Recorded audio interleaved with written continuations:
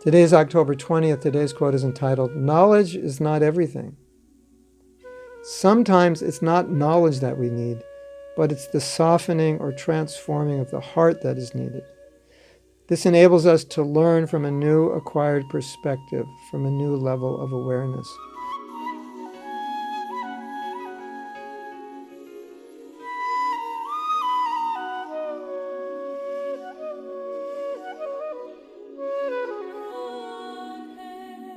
So, we put a lot of emphasis on knowledge in Krishna consciousness, and it's important.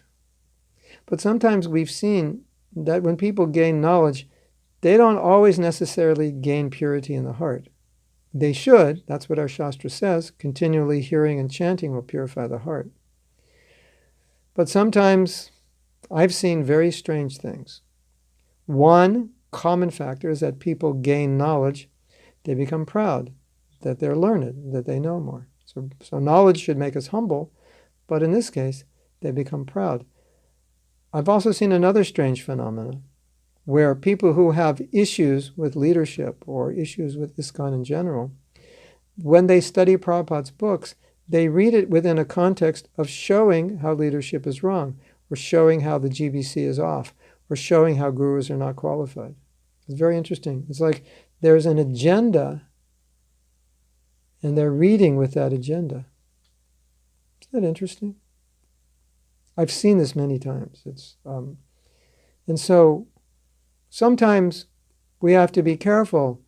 Knowledge also can make us very negative. We have a lot of knowledge. We look at the material world. Everything's bad, bad, bad, bad.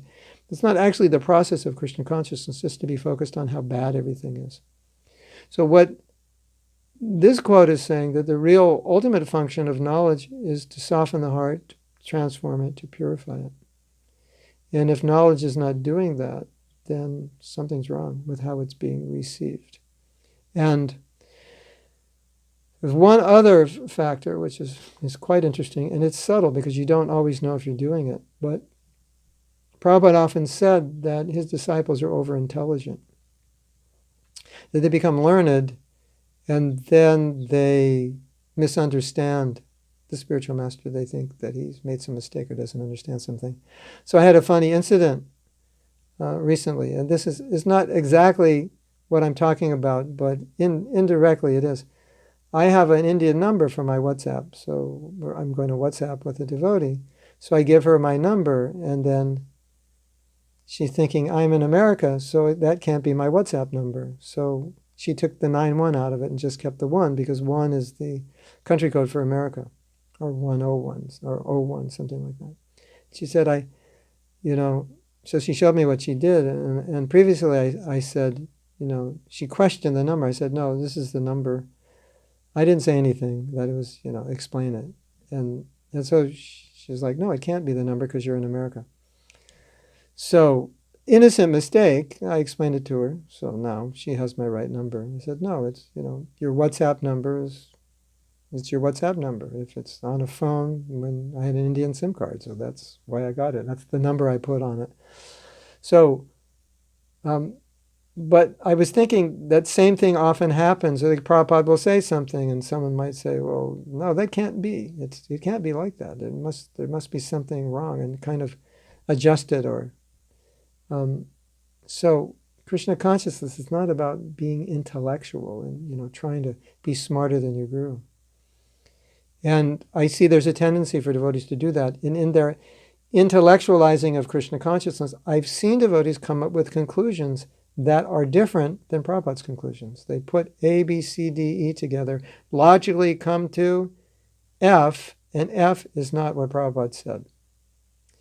Sometimes Prabhupada could say things that appear to logically come to F, A, B, C, D, E, F, and his conclusion is G. And we, as his disciples, accept that. We're not over-intelligent saying, no, the conclusion is F, because Jiva Goswami said, and Rupa Goswami said, Srila Bhaktisiddhanta said, therefore the conclusion is this. And then even going so far as to say, well, no, Prabhupada didn't really mean that. So you have to be careful. Don't be over-intelligent, and be submissive and faithful to the words of Srila Prabhupada, the words of your spiritual master. and understand. Allow those words to transform you. Accept them. Understand them. Live them. Become them. Don't interpret them. Don't use them to justify sinful activities. Some people do that. Don't use that don't use that knowledge to put other people down. And don't use it to show your scholarship, that you know more than others.